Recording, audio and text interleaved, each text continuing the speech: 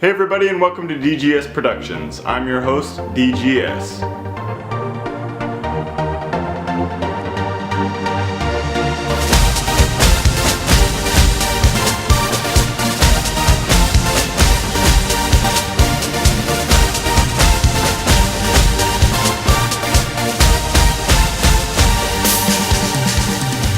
This past weekend we got to see the very exciting and very down-to-the-wire conclusion to the Idlewild Open in Burlington, Kentucky. This is one tournament that I hope they continue to bring back year after year. I know Disc Golf Pro Tour is starting to kind of work some tournaments into their schedule that will begin to gain a little bit more pedigree and some history behind them.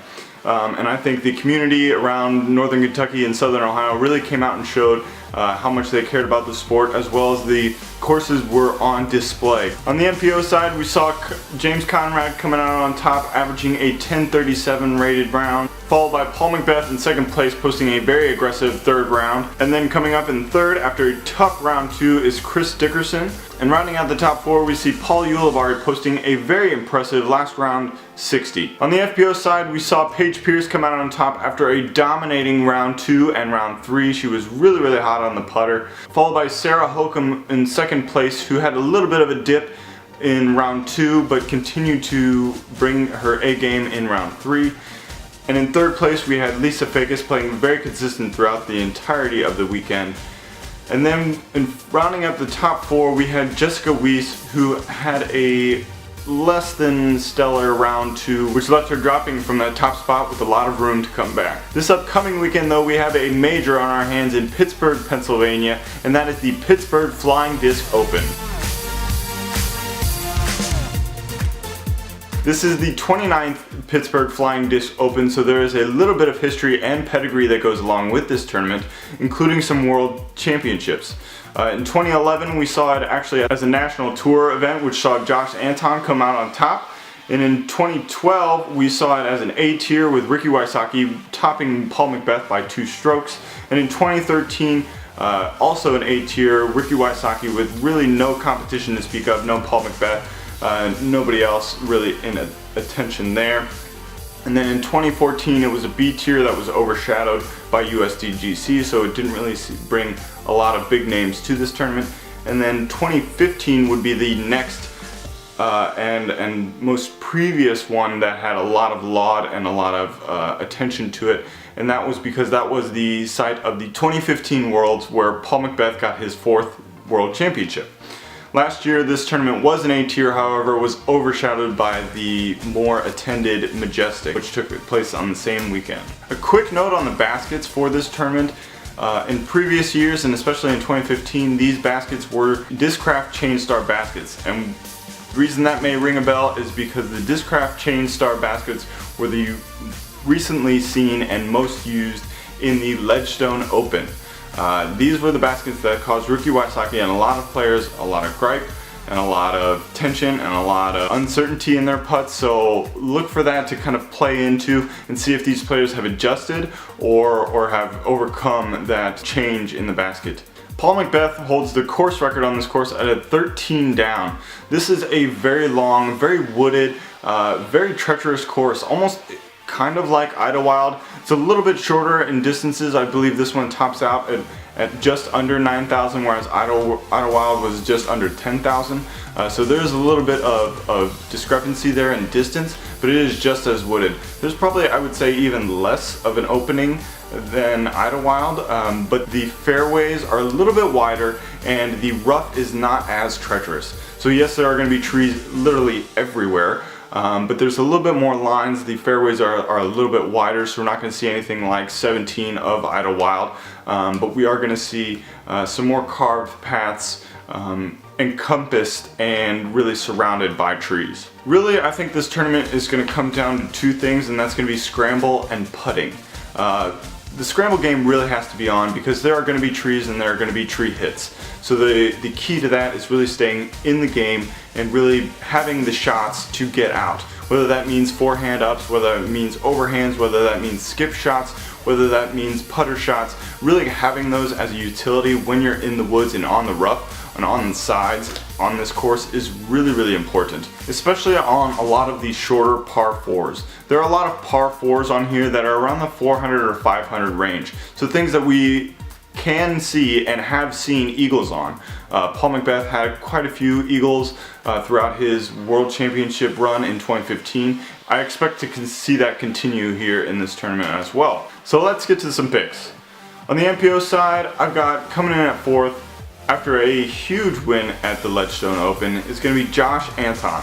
I think he really has some history with this course, having won it in 2011. I think some things have probably changed since 2011, but I think his game is just on point. I think he picks up just where he left off at Ledgestone, since we didn't get to see him at the Idlewild Open. In 3rd place, I'm going to go with James Conrad, the winner of last weekend's tournament. I think he really plays exceptionally well in the woods and will continue to do so at this tournament.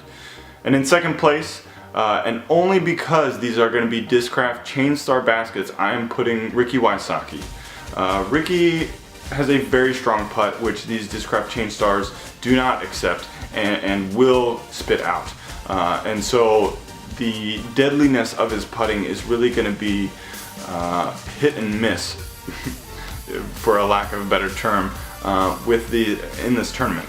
That being said, his scramble game is really good, so I wouldn't expect him to drop below the top 5, let alone that top 3, which is why I'm putting him in the top 2 spot.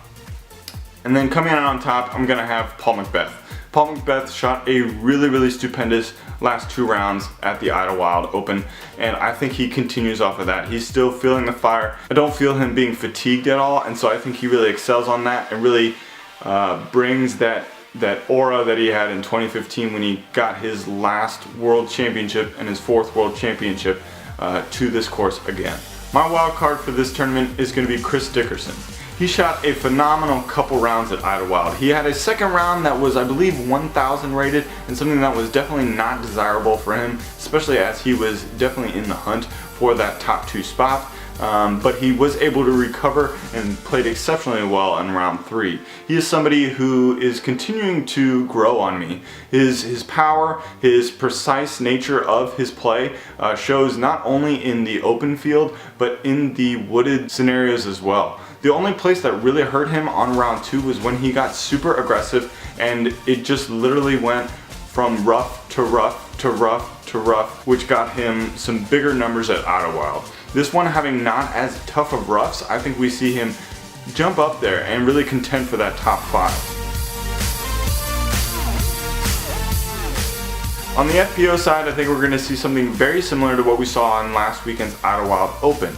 In 4th place, I'm going to have Jessica Weiss coming in, rounding out the bottom 4. She's playing very well. However, if it were a more open course or it had a couple more open holes, I would definitely have bumped her up more than that. In 3rd place, though, is going to be Queen of the Woods, and that's going to be Sarah Hokum. She really played well last weekend at the Idlewild Open. She had a tough round 2, but came back in round 3 and really solidified her 2nd place spot. And in 2nd place this weekend, I'm going to go with Lisa Fakis. She has played very consistently throughout the year, and I think it's her time to shine and her time to capture that top 2 spot. Coming in at 1st place, though, I'm going to have to go with Paige Pierce. Paige Pierce was on fire last weekend. She posted 2 rounds that were 980 plus rated, and I think she continues that. She continues to show her dominance. If her putter is on, like we saw in rounds 2 and rounds 3, literally nobody can beat her, especially with these distances and especially with these shorter par 4s that have a chance of being eagled. This weekend's video coverage is going to be a little bit different than we've seen in the past couple weeks. With there being a little bit less than desirable cell coverage out there, we're not going to see any live streaming of the rounds, but we are going to see a lot of post-production coverage. We've got DGS Production there, who's always going to be doing the lead card for this weekend, and then we've got a disc golf guy who will probably more than likely go around. So he might have chase card, he might do a couple FPO cards here and there. So be on the lookout for that. And then we also have a 3rd source. Central Coast Disc Golf is not going to be there this weekend, but we will have the Disc Golf Examiner, which is a fairly regional video production, and they have informed me that they're going to be doing the chase card for each round. They're going to be doing post-production coverage of that. No word yet on if there's going to be commentary or if it's just going to be straight up action, or on a timeline on when they're going to be released. But check out their Facebook page and subscribe so that way you can be up to date when they do release those.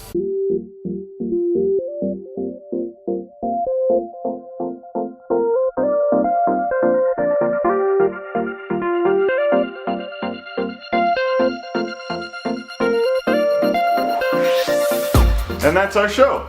As always, feel free to like, comment, subscribe, and check us out on Facebook for all your disc golf needs throughout the week.